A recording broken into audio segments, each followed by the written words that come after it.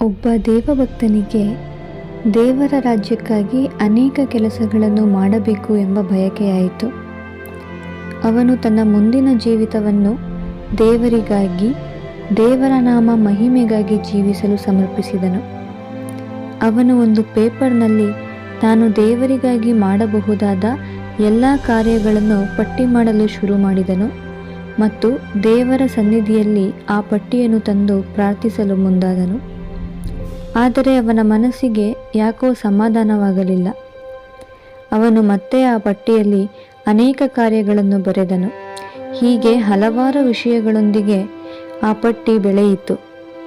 ಆ ದೊಡ್ಡ ಪಟ್ಟಿಯನ್ನು ಪುನಃ ದೇವರ ಸನ್ನಿಧಿಯಲ್ಲಿ ತಂದಾಗಿಯೂ ಅವನಿಗೆ ಸಮಾಧಾನವಾಗಲಿಲ್ಲ.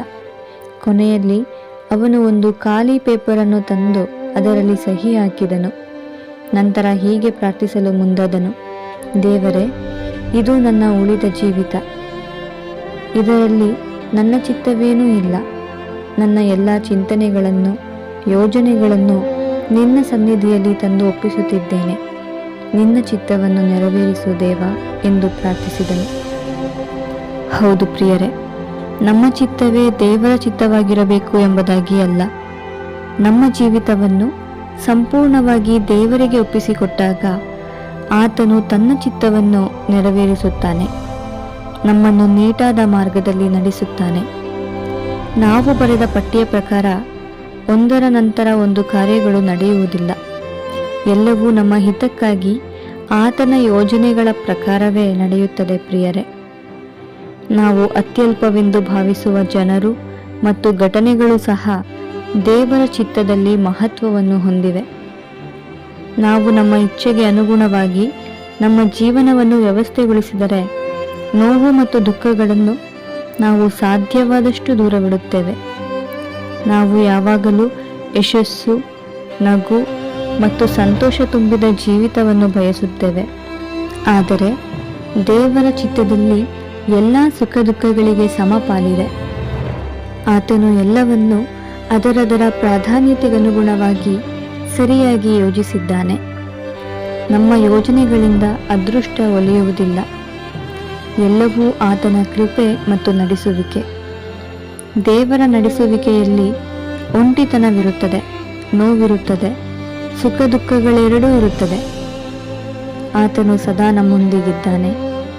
ದೇವರು ನಮ್ಮೊಂದಿಗಿದ್ದರೆ ಸಿಂಹಗಳ ಗವಿಯಾಗಲಿ, ಧಗಧಗನೆ ಉರಿಯುವ ಅಗ್ನಿಯಾಗಲಿ ಯಾವುದರ ಅಧಿಕಾರವೂ ನಡೆಯುವುದಿಲ್ಲ.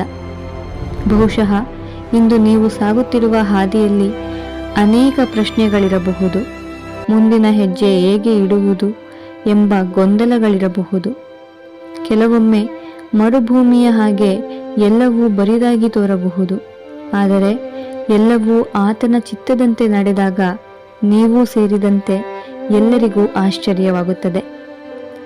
ನೀವು ಪ್ಲಾನ್ ಮಾಡಿದ್ದಕ್ಕಿಂತ ಬಹಳ ಸುಂದರವಾಗಿ ನೆರವೇರುತ್ತದೆ. ಯೆಹೋವನೇ, ನಿನ್ನಲ್ಲಿ ಮನಸ್ಸಿಟ್ಟಿದ್ದೇನೆ.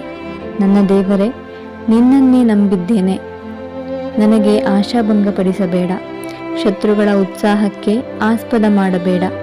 ವ್ರತಾದ್ರೋಹಿಗಳಿಗೆ ಆಶಾಭಂಗವಾಗಬೇಕೇ ಹೊರತು ನಿನ್ನನ್ನು ನಿರೀಕ್ಷಿಸಿದವರಿಗೆ ಎಂದಿಗೂ ಆಗಬಾರದು. ಯೆಹೋವನೇ, ನಿನ್ನ ಮಾರ್ಗವನ್ನು ನನಗೆ ತಿಳಿಸು. ನೀನು ಒಪ್ಪುವ ದಾರಿಯನ್ನು ತೋರಿಸು. ದೇವರ ನಾಮಕ್ಕೆ ಮಹಿಮೆಯಾಗಲಿ. ಆಮೆನ್. ದಾಸನು ನಾನು, ಈಶನು ನೀನೇ ದೇವಾ. ಬಲಹೀನ ನಾನು, ಶಕ್ತನು ನೀನೇ ದೇವಾ. ನನ್ನ ಚಿತ್ತವಲ್ಲ ನಿನ್ನ ಚಿತ್ತ ದೇವಾ. ನಾನೇನು ಅಲ್ಲ, ನೀನಾದೆ ಎಲ್ಲ.